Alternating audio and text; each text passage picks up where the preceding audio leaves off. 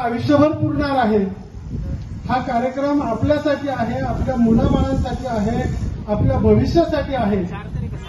या कार्यक्रमाला तुम्ही गांभीर्याने घेत नाही ही फार मोठी शोकांतिका आहे। असो, या कार्यक्रमाच्या आयोजनानिमित्त या ठिकाणी उपस्थित काँग्रेसचे पदाधिकारी सन्माननीय राजूजी ठोंबरे, डॉक्टर रमाकांतजी साठे, आमचे डॅनियल अण्णा, सचिन दादा, सुभाष दादा, आमच्या सारिकाताई, अमित दादा कांबळे, आमच्या कांबळेताई आणि सर्वच जण या ठिकाणी, आमच्या सोसायटीचे चेअरमन सन्माननीय हसमत भाई, सेक्रेटरी सन्माननीय परदेशी दादा आणि उपस्थित सर्व आपण समोर बसलेले सर्व सुज्ञ नागरिक। बघा, म्हणतात की माणसाचा जन्म एकदाच आहे आणि मग तो जन्म एकदाच आहे, तर त्याचं सोनं कसं करायचं ते आपल्यावरती आहे। नाही तर उगाच जन्माला आलं हेलान पाणी वाहून मेला, त्याचा काही उपयोग नाही। तुम्ही किती वर्ष जगलात त्याच्यापेक्षा तुम्ही कसं जगलात याला फार महत्व आहे। आणि म्हणून पुनर्जन्मावरती आपला विश्वास नाही। आपल्या बुद्ध धर्मामध्ये सांगितल्याप्रमाणे पुनर्जन्म नाही, पण तरी आपण आपल्या घरातील कुणीतरी जर व्यक्ती गेला तर आपण चोरून लपून कुठंतरी नैवेद्य ठेवतो आणि कावळा येण्याची वाट बघतो। कावळा काही लवकर येत नाही, पण आपण म्हणतो तो काही नाराज झालाय की काय काय कळत नाही, काही शिवायला तयार नाही। मग थोडंसं काहीतरी दारू बिरू टाका, कारण त्यांना व्यसन होतं। मग थोडीशी दारू शिंपडली की कावळा येतो आणि मग आपल्यातच कुजबूज की बघा बाई म्हणे पिल्याशिवाय जेवत नव्हता, दारू टाकली लगेच शिवला म्हणे।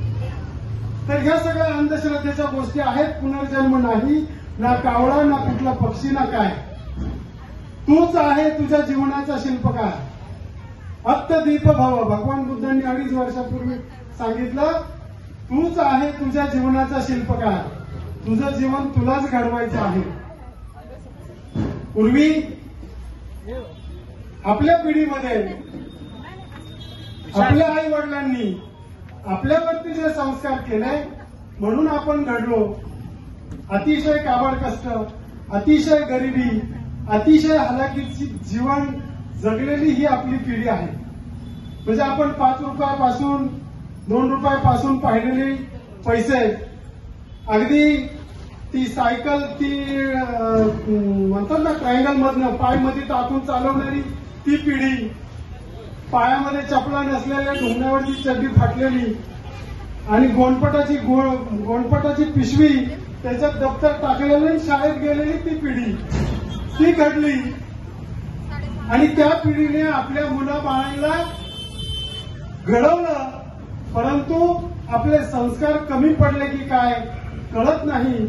आताची पिढी अतिशय व्यसनाधीन झालेली आहे हे आपण बघतो। आपल्या आईवडिलांनी आपल्यावरती चांगले संस्कार केले, आपण व्यसनाधीन झालो नाही। भले आपल्याला सरकारी नोकऱ्या मिळाल्या नाही मिळाल्या, आपण शिकलो नाही शिकलो, पण आपण वाया गेलो नाही। आपण काबड कष्ट करून आपण आपला संसार उभा केला। जे कष्ट आपण पाहिले ते आपल्या मुलाबाळांना नको म्हणून आपण कष्ट केले, पोटाला चिमटा घेतला। आपल्याला राहायला घर नव्हतं, पण आपण मुलांना राहण्यासाठी घर केलं। आपण मुलांना चांगलं शिक्षण दिलं, पण तरी सुद्धा मुलं वायाला गेली। मुलं मी बघतो चौकामध्ये ओढ्याच्या कडेला कुठं ना कुठं तरी बिअरची बाटली, क्वार्टर, स्प्राईट, चकना आणि ते त्यांच्या मस्तीमध्ये असतात। एरवी भेटले की अतिशय सभ्य माणसासारखं त्यांचं वर्तन असतं, परंतु संध्याकाळी भेटले की त्यांचा अवतार वेगळाच असतो। कारण डबल एनर्जी अंगामध्ये असते आणि त्या एनर्जीमध्ये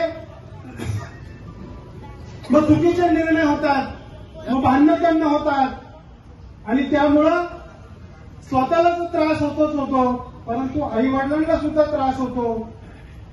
मुलाबाळांना सुद्धा त्रास होतो. याचा विचार ते कधी करणार आहेत याचा फार मोठा प्रश्न आहे. आई वडिलांनी काबाड कष्ट केले, मुलांना मोठं केलं, मुलांना मोठंच केलं नाही, त्यांची लग्न सुद्धा केली, मुलांनाही सांभाळतात, त्यांच्या बायकांनाही सांभाळतात आणि त्यांना झालेल्या त्या मुलांनाही सांभाळतात. मग त्यांचं रिटायर्ड लाईफ त्यांनी कधी जगायचं हा प्रश्न या पिढीच्या समोर असा आव असून उभा आहे. माझ्याकडे अशा दिवसातनं 1-2 फोन मला येतातच की दादा नवरा म्हणे घरामध्ये दारू पिऊन येतो, बायको सकाळी धुण्या भांड्याच्या कामाला जाते, तिकडनं ती आली की तिला भांडून 20 रुपये घेतो, 20 रुपये घेऊन हातभट्टी पिऊन येतो आणि संध्याकाळी काय जेवायला केलं म्हणून भांडतो. मग मला सुकट का होईना, मग मला बोंबील का होईना, मग मला चिकन का होईना, का केलं नाही म्हणून भांडतो. लहान लहान मुलांच्या समोर त्या बायकोला मारतो. ती लहान मुलं बापाच्या पायजाम्याला पॅन्टला धरतात आणि म्हणतात पप्पा आईला मारू नका. किती वाईट गोष्ट आहे. आणि असे उदाहरण आपल्या वस्तीमध्ये आहे. आणि मी 1-2 वेळा त्यांना चौकीमध्ये सुद्धा बसवलेलं आहे. परंतु माऊली परत 2 तासांनी 3 तासांनी येते आणि म्हणते दादा नका त्यांना तिकडे पाठवू, आमचं मिटलंय. ते म्हटले की मी आता नाही करणार परत असं. मग ते पोलीस मलाच म्हणतात की आम्हाला एवढंच काम आहे का. तर ह्या गोष्टींपासून आपण परावृत्त झालं पाहिजे.